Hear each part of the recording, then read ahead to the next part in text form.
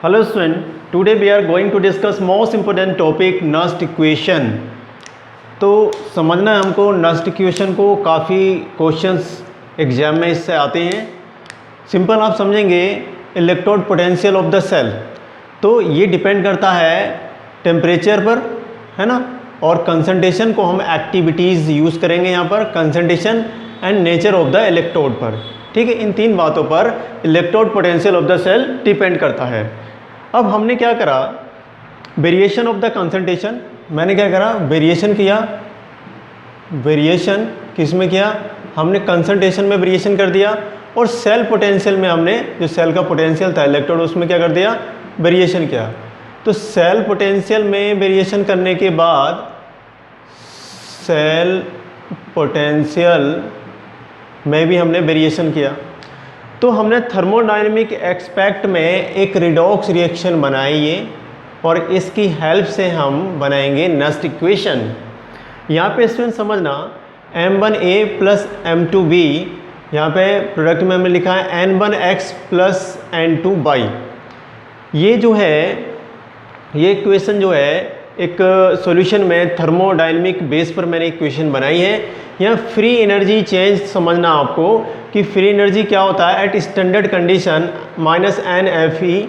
तो ये एक तरह की रिडॉक्स रिएक्शन को कब बताएगा, स्पॉन्टेनियस, जब ये नेगेटिव वैल्यू है, तो ये रिडॉक्स रिएक्शन बहुत जल्दी करता है। ठीक है, अब समझना स्टूडेंट आप बात को, delta G equals to delta G not plus 2.303 log 10, इसको हमने सोल्व नहीं करना है। अब मैंने यहाँ पे क्या लिखा, ये प्रोडक्ट, यहाँ पे ए का मीनिंग है एक्टिविटी, ए एक्स N1, ये जो होते हैं स्टोइकियोमेट्रिक कोफिशिएंट ऊपर चले जाते हैं पावर में। ठीक है, एंड ए बाई N2। इसी तरह से स्टूडेंट यहाँ पे मैंने ए, यहाँ पे कैपिटल ए है और ये पावर में चला जाएगा ऊपर, ए की पावर M1, ऐसी बी की पावर M2 हो जाएगी। और यहाँ पे ए बता रहा है एक्टिविटी को, यानी ये बता रहा है कंसंट्रेशन को। ठीक है, तो ये एक सिंपल सी मैंने एक इक्वेशन बनाई। आपको पता है कि डेल्टा जी इक्वल्स टू होता है NFE सेल, और स्टैंडर्ड कंडीशन में यहाँ पे हम इस तरह से delta G not equals to -NFE E not cell लिखेंगे। अब स्टूडेंट हमने क्या करना है, इस इक्वेशन में पुट करना है, तो हम इसको इस तरह से चेंज करते हैं। इसको ऐसे ध्यान रखना आपको, -NFE सेल इक्वल्स टू, देखो ये वैल्यू आपने सिंपल ये वैल्यू रखना है, डेल्टा जी की वैल्यू जो है वो होती है -NFE सेल। तो हमने यहाँ पर इस डेल्टा जी की जगह यहाँ पे NFE सेल रख दिया है, सिंपल है बात। इसी तरह से स्टैंडर्ड कंडीशन वाला दे रखा है डेल्टा जी नोट, तो डेल्टा जी नोट में यहाँ पर हमने क्या करना है, सिर्फ यहाँ पे NFE नोट सेल लिखना है, यानी ये वैल्यू मैंने यहाँ पे रख दी। ठीक है, इस सेकेंड इक्वेशन में हमने इन दोनों वैल्यू को पुट किया, बाकी को हमने ऐसे ही लिख दिया, और हमने यहाँ पे थर्ड इक्वेशन ऑब्टेन की। ठीक है, 2.303 log 10 A x N1 A by, और ये इस तरह से हमने रिएक्टेंट और प्रोडक्ट लिख दिया है। ठीक है, ये किसको बताता है, ये प्रोडक्ट को बताता है, और ये बताता है रिएक्टेंट। ठीक है बात, दोनों की कंसंट्रेशन है, और ए को बता, एक ए को बोलते हैं हम concentration. Now student E cell है ना, ये क्या होता है, ई सेल होता है। अब देखो ये वैल्यू हमें कैसे मिली होगी, यहाँ पे इन्होंने क्या करा, -NF से इसको डिवाइड किया। ठीक है, इससे ये कैंसिल, आपको वैल्यू मिली ई सेल। यहाँ पे भी हमने -NF से डिवाइड किया, तो इससे ये कैंसिल, इससे ये कैंसिल, इससे ये कैंसिल, तो ई नोट सेल मिला हमें। और यहाँ पर भी हमने इसको डिवाइड किया, तो -NF। ठीक है, अब देखो स्टूडेंट, कन्वर्ट करा इस क्वेश्चन नंबर थर्ड को फोर्थ में, हमें मिलेगा यहाँ से ई सेल, यहाँ मिलेगा ई नोट सेल, और यहाँ मिलेगा 2.303 log 10 NF। सिंपल बात। और log 10 ये है प्रोडक्ट, मैंने इसको प्रोडक्ट लिख दिया, यानी this bracket represent to the concentration of the product, and R, और ये जो बड़ा ब्रैकेट है this represent to the concentration of the reactant. Now student, putting the values, R जो होता है गैस कांस्टेंट होता है, universal gas constant, the value of this 8.314 joule per kelvin per mole, and temperature kelvin में हम लेंगे 298 kelvin, and Faraday constant होता है स्टूडेंट F, आप समझेंगे फेराडे लॉज में हम इसको समझाएंगे। ये फेराडे कांस्टेंट है, फेराडे कांस्टेंट, ये वैल्यू आपको याद रखना है, 9650 कूलम। अब देखो स्टूडेंट, ये सारी वैल्यूज़ को आपने यहाँ पर रखा, यानी अगर हम इसके कैलकुलेशन को करते हैं, ये वैल्यू सब रखते हैं, तो आपको देखो कुछ इस तरह का मिलेगा। अभी आप इसको ऐसे समझना, ठीक है।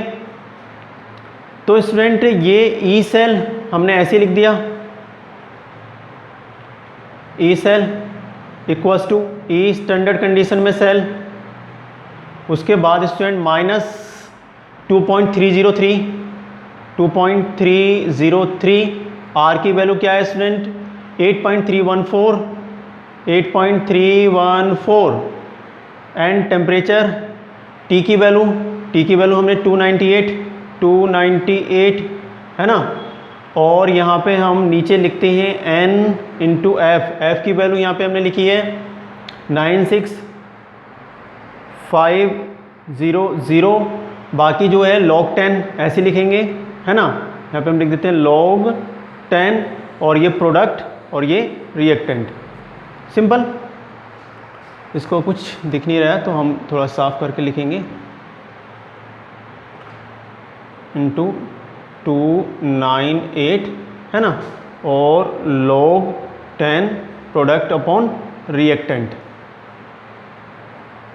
अब इसका कैलकुलेशन करेंगे तो आपको मिलेगा Nernst equation E cell equals to E not cell.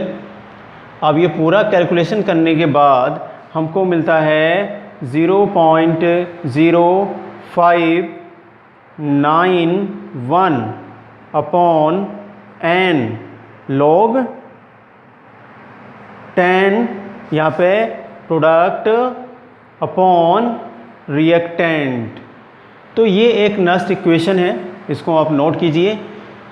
Calculation था इस तरह का नस्ट इक्वेशन का, ये वैल्यू आप कैलकुलेट करेंगे तो आपको 0.0591 एग्जैक्ट वैल्यू मिल जाएगी log 10 प्रोडक्ट कंसंट्रेशन एंड यहाँ पे ये रिएक्टेंट कंसंट्रेशन, ठीक है। This all about the Nernst equation, अच्छे से आपने समझ लिया है। यहाँ पे आपको अगर कोई कन्फ्यूजन होता तो आप समझ लेना, ये इक्वेशन जो है ये डेल्टा जी की इक्वेशन आपको ऐसे ध्यान रखना है। और यहाँ पे ये जो वैल्यू आई है ये यहाँ पे हमने प्रोडक्ट और रिएक्टेंट एक रिएक्शन मार के हमने यहाँ पर लिखा है, ठीक है। तो इसको नोट कीजिए, फिर आगे बढ़ते हैं। Now student, potential single electrode हमने समझना है कि सिंगल इलेक्ट्रोड हमें दिया गया है, उसकी पोटेंशियल नस्ट इक्वेशन की हेल्प से हम कैसे डिटर्मिनेशन करेंगे। यहाँ पे हमें माना हमने कि M जो है एक सॉलिड मेटल है और वो अपने आयन में टूटा है, M aqueous N positive and electron release करें, यानी ये एनोड पर चल रही है एट एनोड। और आपको पता है कि एनोड पर क्या होता है, ऑक्सीडेशन होता है, आपको ध्यान है एनोड पर ऑक्सीडेशन होगा। अप्लाइंग नस्ट इक्वेशन अप्लाई करी तो E oxidation, E naught oxidation 0.0591 upon n log 10। यहाँ पर ये क्या है, कंसंट्रेशन ऑफ किसकी, ये देखो यहाँ पे इधर आ रहा प्रोडक्ट, वो रिएक्टेंट है तो concentration of product, and this shows to the concentration of reactant. अब स्टूडेंट इसको डायरेक्टली आप लिखा हुआ कुछ इस तरह से भी देखते हैं, आपको पता होना चाहिए कि प्योर सॉलिड है। यहाँ पर अगर प्योर सॉलिड है तो उसकी कंसंट्रेशन क्या होती है, यूनिटी, यानी हम यहाँ पे ये क्या है, सॉलिड है, ये सॉलिड है, और ये क्या है, एक्वस। यहाँ पे हमने लिखा है ये सॉलिड और ये एक्वस। ये अगर हम यहाँ पे बंद करेंगे तो नाउ इक्वेशन कुछ इस तरह की इक्वेशन आपको दिखाई देगी, E oxidation minus 0.0591 upon n log 10।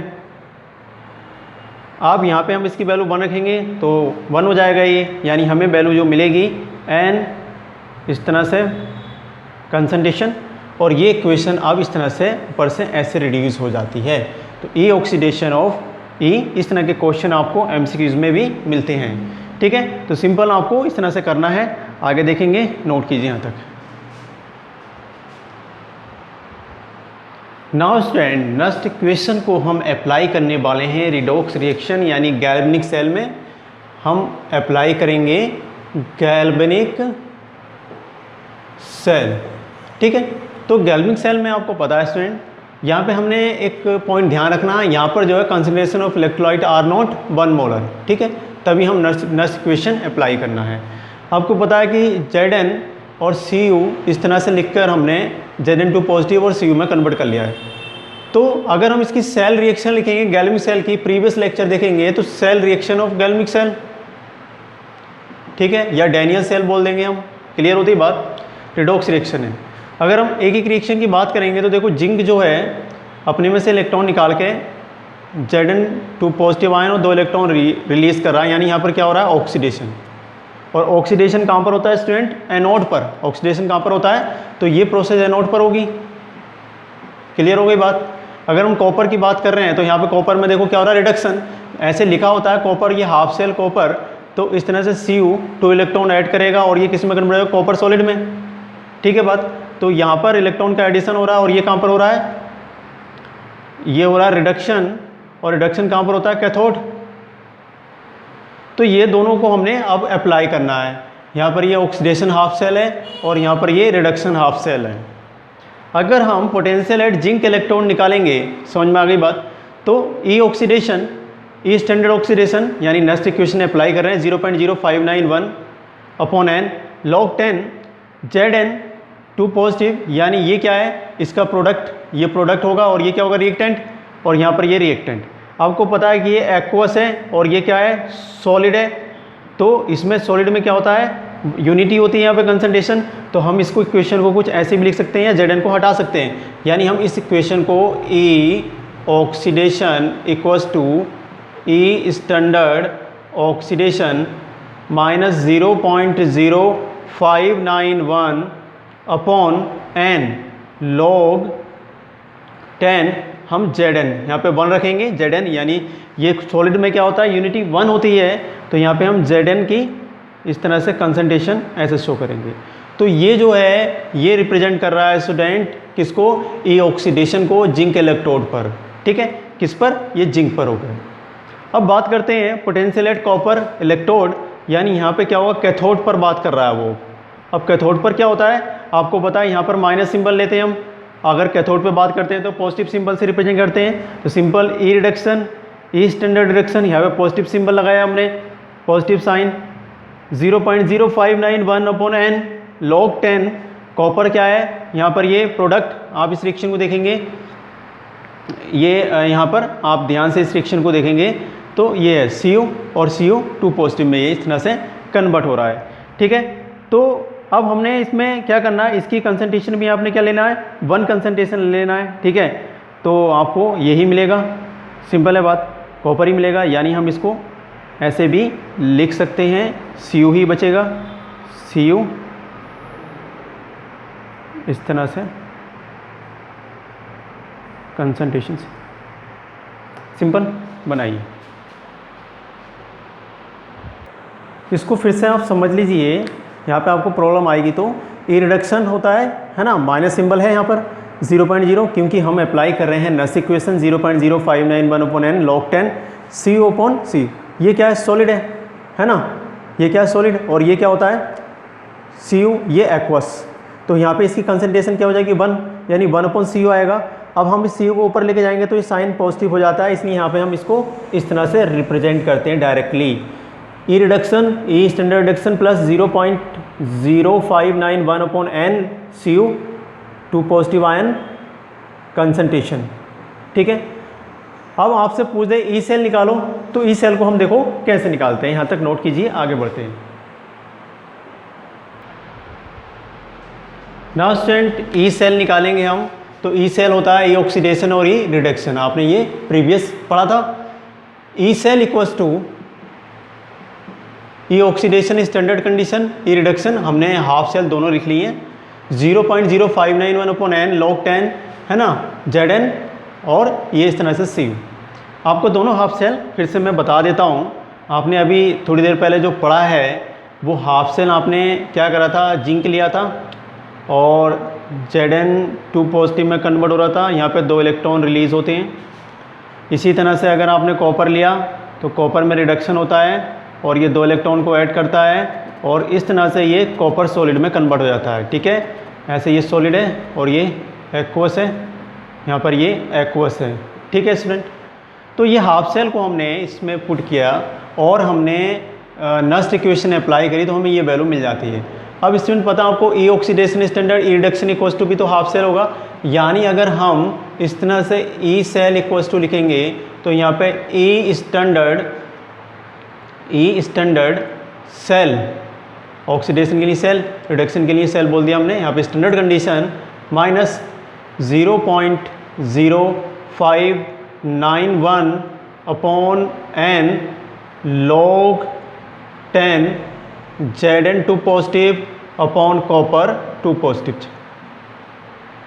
तो इस तरह से आप इसको रिप्रेजेंट कर सकते हैं और ये हमारा एक सेल रिएक्शन का रिप्रेजेंटेशन हो गया, एग्जाम में आता है, काफ़ी इंपॉर्टेंट है ये। अब स्टूडेंट आप ये समझ लीजिए कि n का मीनिंग क्या है, यहाँ पे आपको प्रॉब्लम आती है। तो यहाँ पे n रिप्रेजेंट कर रहा है अणु, आयंस, इलेक्ट्रॉन्स को, यानी यहाँ पे दोनों के लिए जो आयंस हैं, पॉजिटिव आयन बोलो या इलेक्ट्रॉन्स जो हैं वो 2 हैं, यानी the value of n, the value of ions, the values of n for both means oxidation और रिडक्शन, है ना, या एनोड और कैथोड बोल दीजिए आप, दोनों के लिए हम ऑक्सीडेशन पोटेंशियल ले लीजिए, oxidation potential and reduction potential, दोनों के लिए क्या है, 2 ही है, कितनी है, 2। तो n की वैल्यू यहाँ पर हम 2 रख के आगे सॉर्ट आउट कर लेंगे। तो सिंपल होती है, हर समय n की वैल्यू सेम नहीं होगी, है ना, कभी कभी कुछ ऐसी रिएक्शन हो जाती है कि जिसमें n की वैल्यू चेंज हो जाती है, तो आप उसको समझेंगे। जैसे सिल्वर दे दिया है और कोई और अलग इलेक्ट्रोड दे दिया है, तो वहाँ पे वैल्यू क्या करेगी, वेरिएबल हो जाएगी, चेंज हो जाएगी। यहाँ पे n की वैल्यू सेम रहेगी, 2 ही रहेगी, क्योंकि यहाँ पर पॉजिटिव चार्ज इस पर भी 2 है, इस पर भी 2 ही हैं, तो 2 ही इलेक्ट्रॉन यहाँ पर रिलीज़ करेगा ये। तो आयंस की वैल्यू हर एक रिएक्शन के लिए सेम नहीं होती है। अगर सिल्वर और कॉपर दे दिया, मान लो कहीं सिल्वर दे दिया और एक कॉपर दे दिया है, तो यहाँ पे क्या होगी, अलग वैल्यू। देखो यहाँ पे 2 है इसके लिए, तो इसके लिए क्या है, 1 है, तो यहाँ पे चेंज होती है। ठीक है, इसको आप बाद में देखेंगे, इसको समझ लीजिए, पहले इसको नोट कीजिए।